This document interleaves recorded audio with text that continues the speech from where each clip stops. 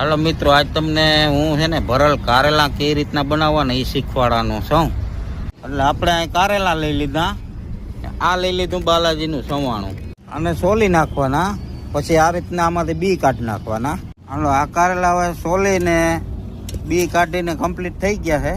હવે આને 2-3 પાણીમાં ધોઈ નાખવાના. હવે આ સવાણાને છે ને આપણે ભૂકો કરી નાખશું. આને હાવ પાવડર કરી નાખવાનો. ચાલો, સવાણું પાવડર થઈ ગયો. આ લીધો થોડોક ચણાનો લોટ, આ કારા મળી. હવે આપણે આ તવી મૂકી. હવે આમાં નાખશું થોડુંક તેલ ને એમાં બધી વસ્તુ શેકી લેવું. તેલ ગરમ થઈ જાય એટલે એને આ રીતના આપણે શેકી લેવાનો.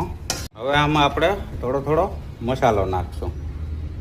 કાળા મિર્ચ, મરી, ધાણા જીરું પાવડર, હળદર, લાલ મરચું.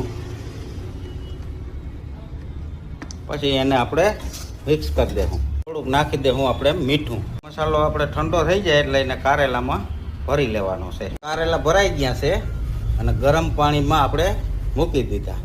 તો હવે એને આપણે 20 મિનિટ સુધી ઢાંકી દેશું.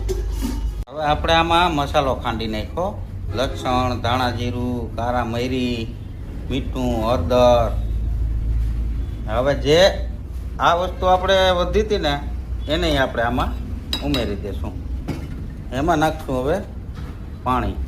હવે આપણે 20 મિનિટ થઈ ગઈ ને વરાળમાં કારેલા બફાઈ ગયા છે. હવે આપણે આ કારેલા કાઢી લીધા છે ડીશમાં. હવે અહીંયા આપણે તેલ મૂકી દીધું. તેલ આવી જાય ને ત્યારે આપણે કારેલા એમાં ઉમેરી દેશું. હવે આપણે તેલ આવી ગયું છે, એમાં થોડીક નાખી દેવું આપણે રાઈ.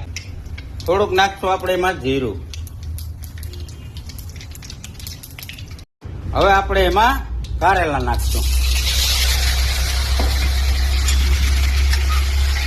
હવે હાઈ ક્લાસ પાકી ગયા છે, એમાં આપણે ટમેટાના ટુકડા નાખી દેવું. હાલો, હવે ટમેટા પાકી ગયા છે. હવે આપણે આ ગ્રેવી કરવા માટે બધો મસાલો નાખશું. જો બહુ કડવું લાગતું હોય તો 2 દાણા શક્કર નાય નાખી શકો. હવે આપણે આ કારેલા પાકી ગયા છે. હવે આપણે આમાં કોથમરી ઉમેરી દેશું. આ વિડીયો વધુમાં વધુ શેર કરજો ને તમે પણ કોઈક દી ઘરે બનાવવાની ટ્રાય કરજો. બહુ જ મજા આવશે.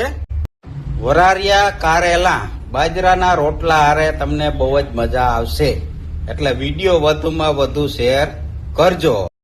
હાલો, આપણે હવે ભરેલ કારેલાની ડીશ તૈયાર થઈ ગઈ છે. તો હાલો હવે આપણે બધા જમી લઈએ બાજરાના રોટલા હારે.